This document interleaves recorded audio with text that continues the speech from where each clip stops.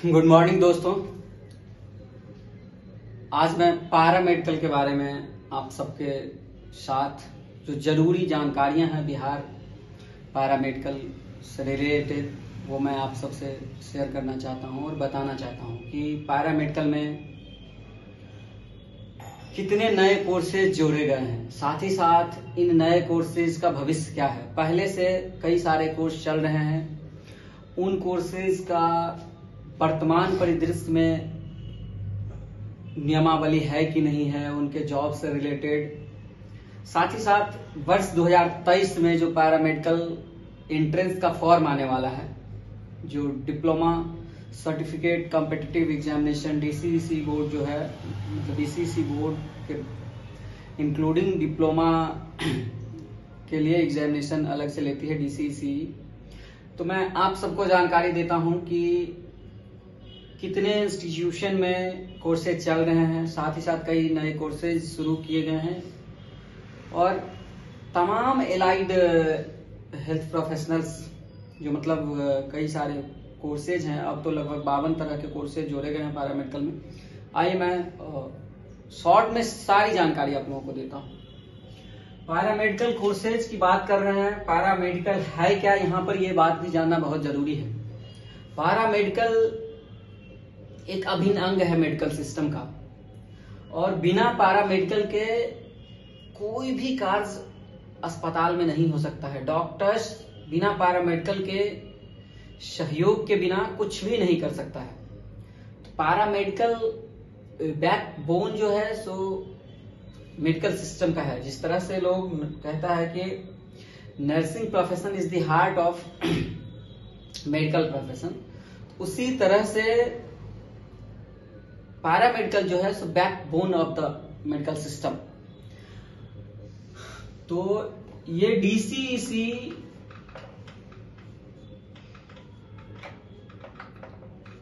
ये जो है सो डिप्लोमा एग्जामिनेशन कंडक्ट करती है, एंट्रेंस एग्जामिनेशन, और इसके थ्रू बिहार के लगभग अब तो सभी जिले में पैरामेडिकल संस्थान है, वहां पर एडमिशन होता है। अब तो निजी संस्थान जो हैं वहां भी 50% सीटों पर जो मेरिट रहेगा गवर्नमेंट का एग्जामिनेशन के दौरान का, उसी मेरिट के बदौलत मतलब एडमिशन होगा 50% सीट पर गवर्नमेंट रेट में। जो सरकारी इंस्टीट्यूशन में जितना फी लगता है उतना ही। आइए बात करते हैं जो कोर्सेज कई दशक से चल रहा है उन कोर्सेज के बारे में। इसमें ऑप्थाल्मिक असिस्टेंट है,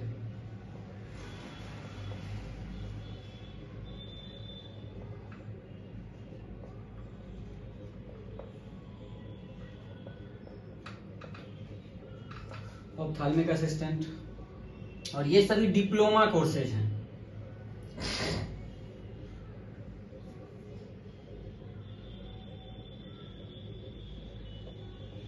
OT assistant,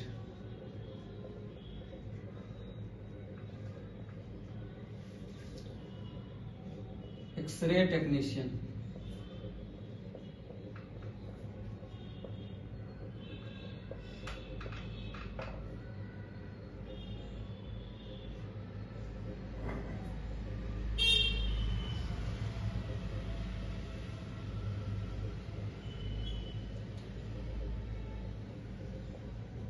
medical laboratory technician,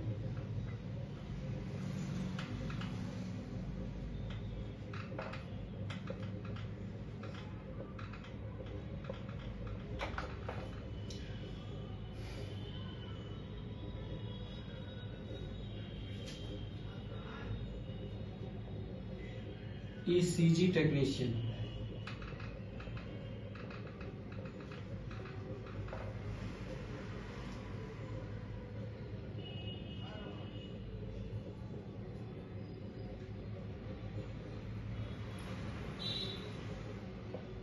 physiotherapy,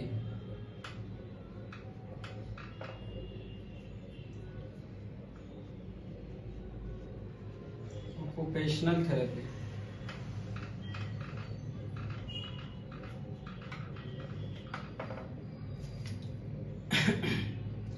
अब sanitary inspector,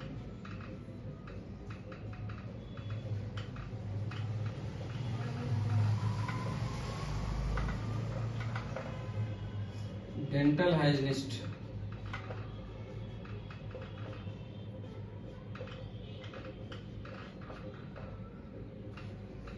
and dental mechanics.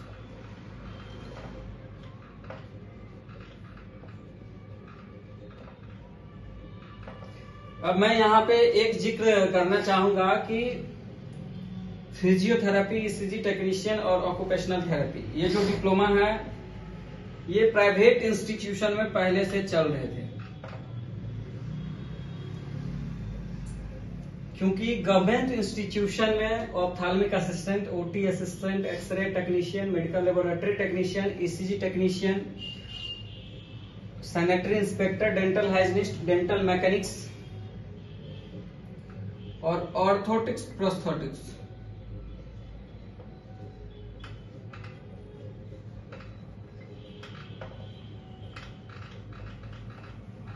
ये कोर्सेज चल रहे थे पहले से सरकारी इंस्टीट्यूशन, और ये सभी जो है सो डिप्लोमा पाठ्यक्रम है।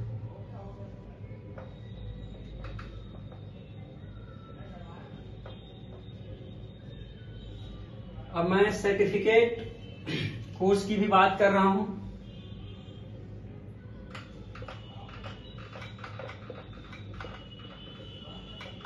सर्टिफिकेट कोर्सेज, सर्टिफिकेट कोर्स में है certificate in medical dresser,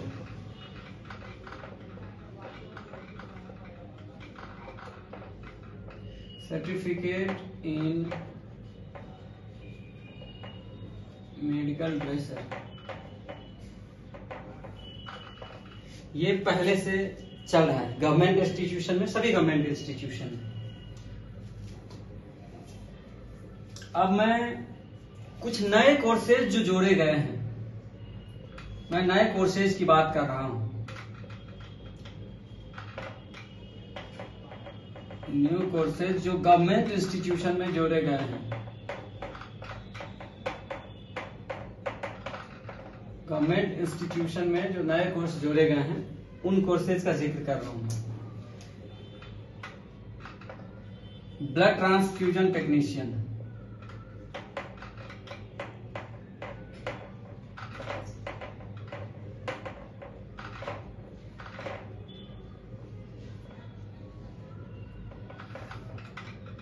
anaesthesia technician,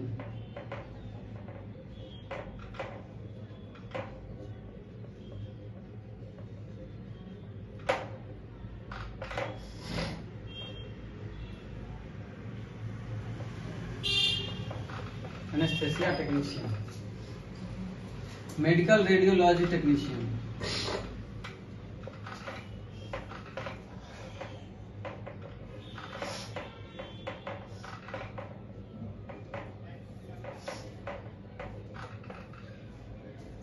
medical radiology technician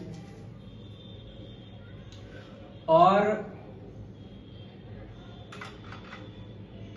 physiotherapy का डिप्लोमा भी गवर्नमेंट इंस्टीट्यूशन में। ये फिजियोथेरेपी का डिप्लोमा और ऑक्यूपेशनल थेरेपी का diploma.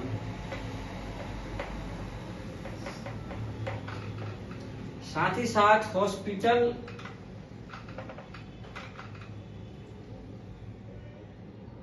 Orthopaedic and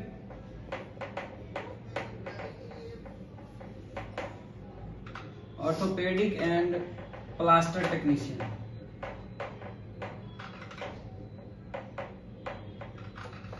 orthopaedic and plaster technician,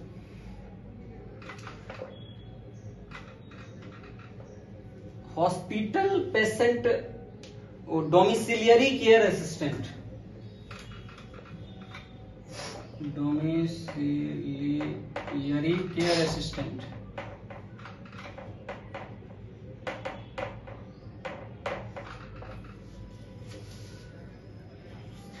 उसके बाद ऑर्थोप्टिक्स एंड प्रोस्थेटिक्स, ये पहले से भी चल रहा है। और इसको अब विस्तार किया गया है, नए संस्थानों में जोड़ा गया है। लगभग सभी जिलों में जो कॉलेज खोले गए हैं वहां पर। अब मैं बात कर रहा हूं शुरू से, इसके बाद फिर मैं नर्सिंग कोर्सेज का भी जिक्र करूंगा और उसके संदर्भ में भी बताऊंगा। ऑप्थेल्मिक असिस्टेंट की नियमावली भी बनी हुई है, इनके जॉब से रिलेटेड इनका कार्य क्या है वो भी बना हुआ है। ओटी असिस्टेंट का भी बना हुआ है, एक्सरे टेक्नीशियन का भी बना हुआ है, मेडिकल लेबोरेटरी टेक्नीशियन का भी बना हुआ है। साथ ही साथ ECG technician, physiotherapy, occupational therapy का भी बना हुआ है, सैनिटरी इंस्पेक्टर का भी बना हुआ है, डेंटल हाइजीनिस्ट और डेंटल मैकेनिक्स का भी बना हुआ है। इसका था नहीं पहले, अब जो है सो इसका बना है। और ऑर्थोप्टिक्स एंड प्रोस्थेटिक्स का अभी तक नहीं बना है। ब्लड ट्रांसफ्यूजन टेक्नीशियन का भी अभी तक जॉब से रिलेटेड नियमावली नहीं बना है। एनेस्थेसिया टेक्नीशियन का भी जॉब से रिलेटेड नियमावली नहीं बना है। मेडिकल रेडियोलॉजी टेक्नीशियन, इसका भी नहीं बना है। इसका बना हुआ फिजियोथेरापी, ऑक्यूपेशनल थेरेपी, ये तो बना हुआ है। ये जानकारी यहाँ पर सिर्फ इसलिए लिखे हैं कि ये कोर्सेज सरकार शुरू की है, लगभग सभी जिलों में ये कोर्सेज चल रहे हैं। अब मैं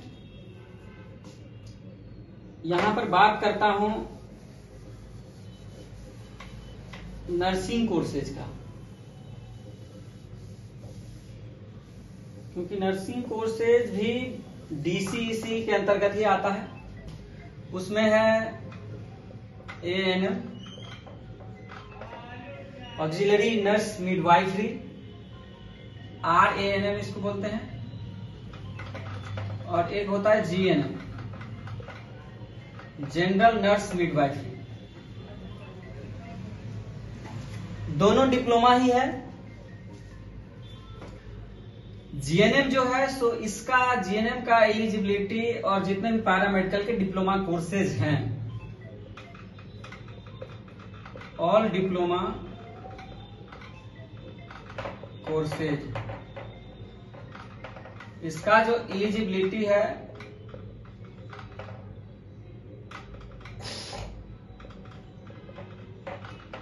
एलिजिबिलिटी है 10+2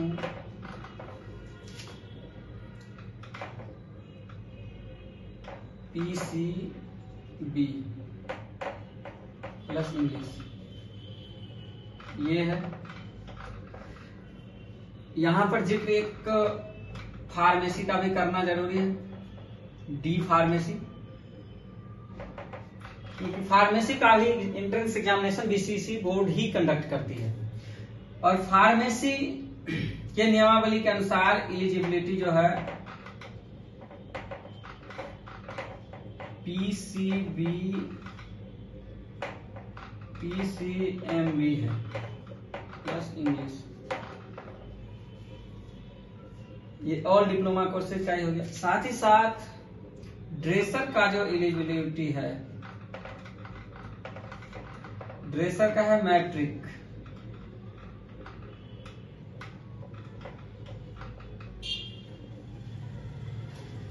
विथ पास इन इंग्लिश। तो ये कोर्सेज की बात हो गई। अब मैं आपको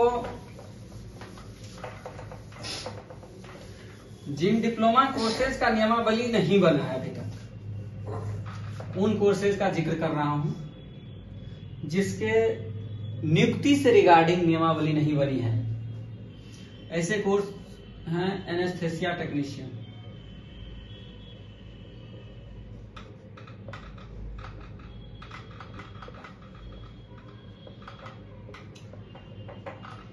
एनेस्थेसिया टेक्नीशियन,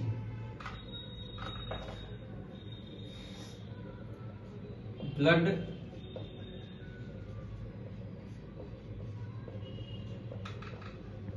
ट्रांसफ्यूजन टेक्नीशियन,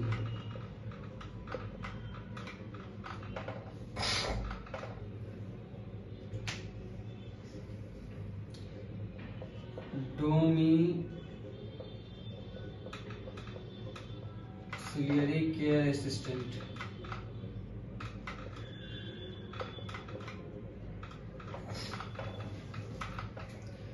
इसके बाद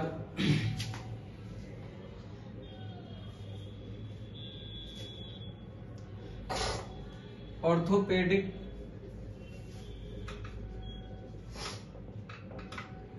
and plaster technician.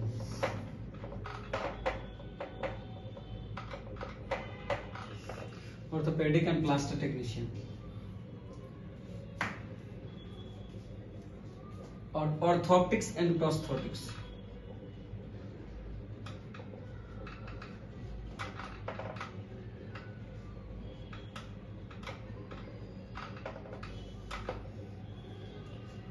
In courses का नियमावली नहीं बना है।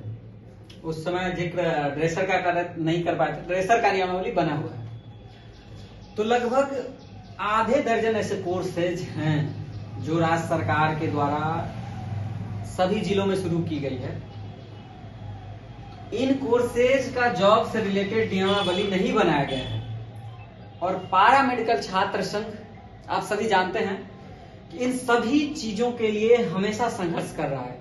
छात्रों को छात्रावास की बात हो, छात्रों को स्टाइपेंड की बात हो, साथ ही साथ उनके जॉब से रिलेटेड नियमावली हो, सभी जगह पोस्ट सृजित हो और नौकरी टाइमली मिले।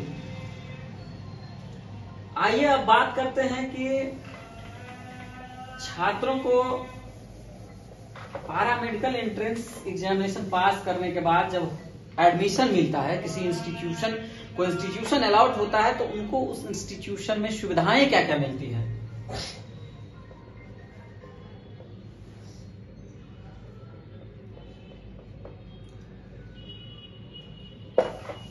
यानी कि फैसिलिटी।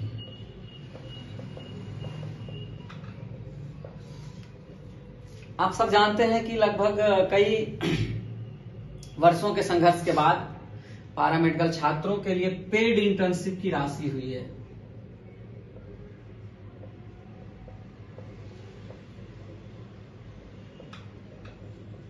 पेड इंटर्नशिप जो 1500 रुपया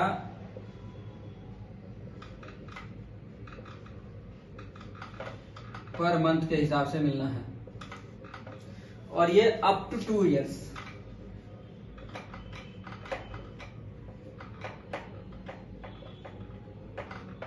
ये अप टू 2 इयर्स मतलब 2 साल तक 1500 रुपया पर मंथ सभी स्टूडेंट को मिलेंगे। साथ ही साथ कॉलेज में हॉस्टल फैसिलिटी है।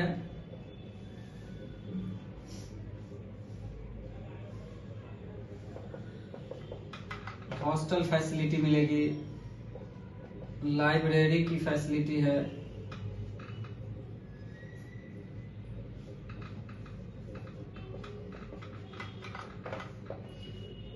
और स्पेशलाइज्ड टीचर।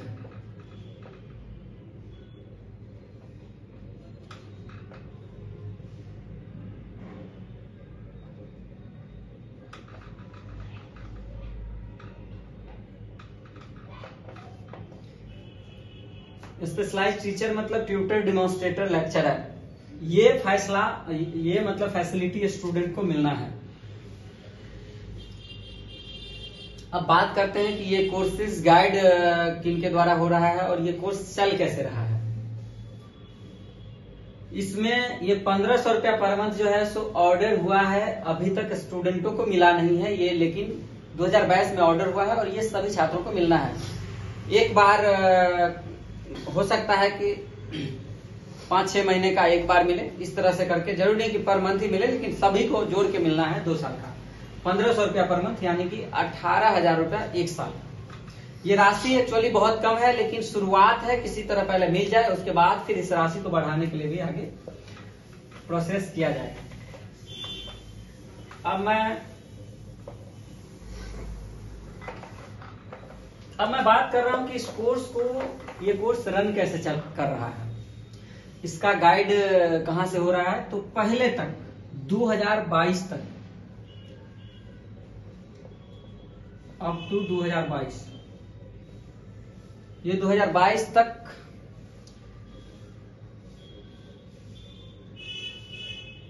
ये 2022 तक जो है सो पारा medical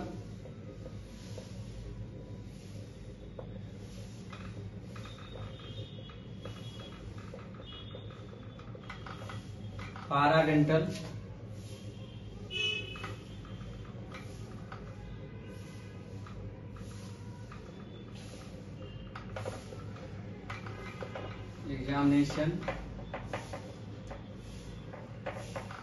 examination committee,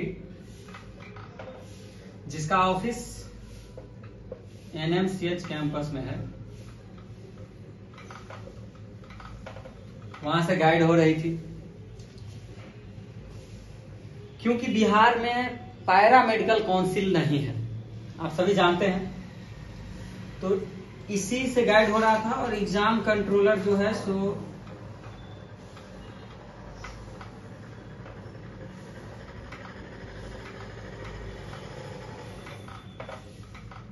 exam controller इसको परीक्षाएं कंडक्ट कर रहे थे। लेकिन अब जब 2023 में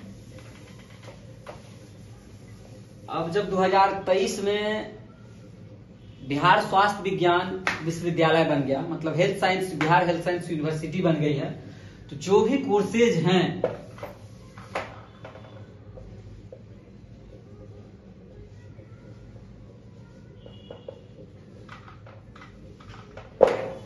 फ्रॉम 2023 अप्रैल, जो भी कोर्सेज हैं वो बिहार हेल्थ साइंस यूनिवर्सिटी से गाइड होगा।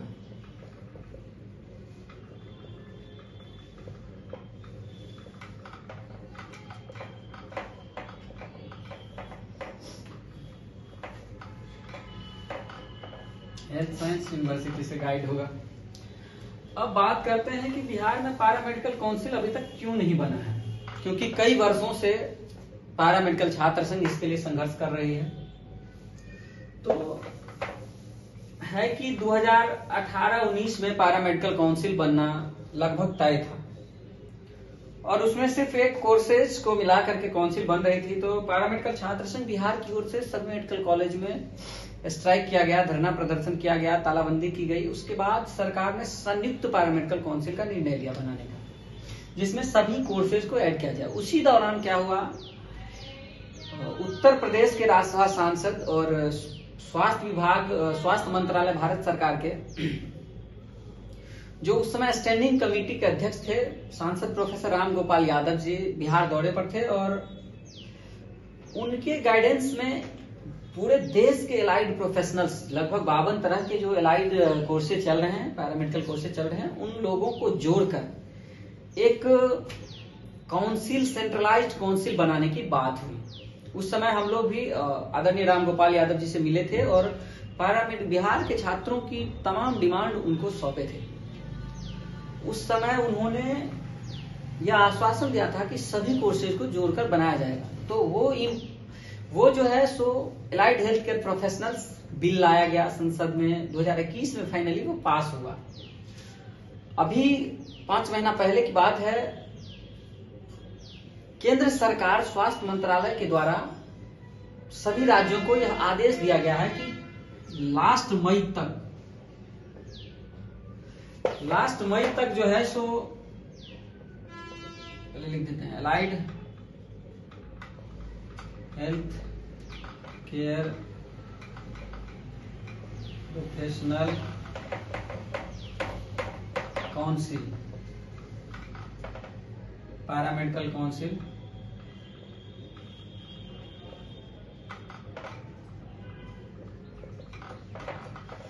ये सेंट्रल एलाइड हेल्थ, और ये जो है से ऑर्डर दी है स्टेट गवर्नमेंट को।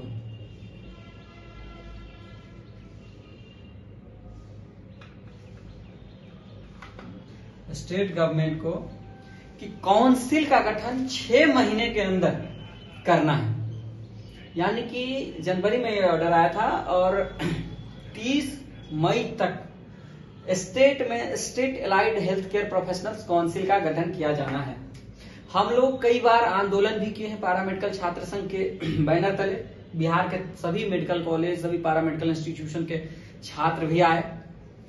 और उसके बाद ये काउंसिल रहने से फायदा क्या होगा, बिहार के छात्र दूसरे प्रदेश में भी नौकरी कर सकते हैं, क्योंकि दूसरे प्रदेश में जब नियुक्तियां आती है तो वहां पर लिखा रहता है कि किसी काउंसिल में रजिस्टर्ड होना जरूरी है।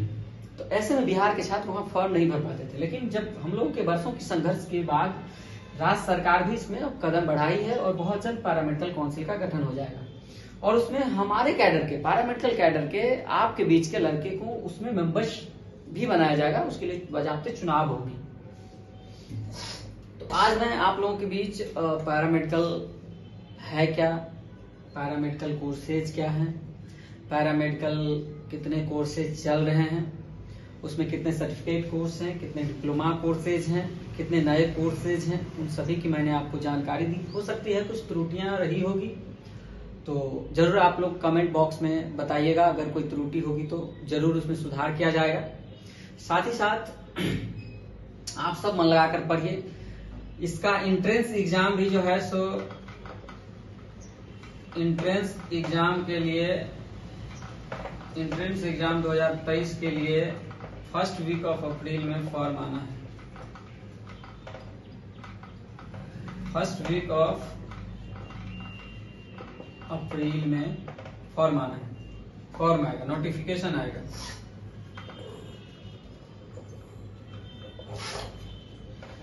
तो जो नए छात्र हैं वो पढ़ाई अपना जारी रखें और बहुत जल्द एंट्रेंस के लिए नोटिफिकेशन भी आएगा। साथ साथ जो पुराने छात्र हैं जो पढ़ रहे हैं, हमको पता है, आप सबको भी पता है कि कई इंस्टीट्यूशन सात निश्चय योजना के तहत नए खोले गए हैं, तो उनमें ट्यूटर, डेमोन्स्ट्रेटर, लेक्चरर की कमी है। पैरामेडिकल छात्र संघ लगातार इसके लिए संघर्ष कर रहा है, आप सबने देखा ही है। और बहुत जल्द ट्यूटर, डेमोन्स्ट्रेटर की भी नियुक्ति होगी, वरना आप सब जानते हैं कि छात्र अपने हक अधिकार के लिए कभी समझौता नहीं करता है। तो आप लोग बने रहिए। साथ ही साथ PMSU बिहार को जरूर फॉलो करिए। ट्विटर पर हैं तो ट्विटर पर भी फॉलो करिए, फेसबुक पर हैं तो फेसबुक पर भी फॉलो करिए, इंस्टा पर हैं तो इंस्टा पर भी फॉलो करिए। और अगर ये जानकारी सही लगे तो अपने दोस्तों के साथ जरूर शेयर करिए और सभी छात्रों तक पहुंचाइए और सब्सक्राइब करिए। बहुत बहुत धन्यवाद।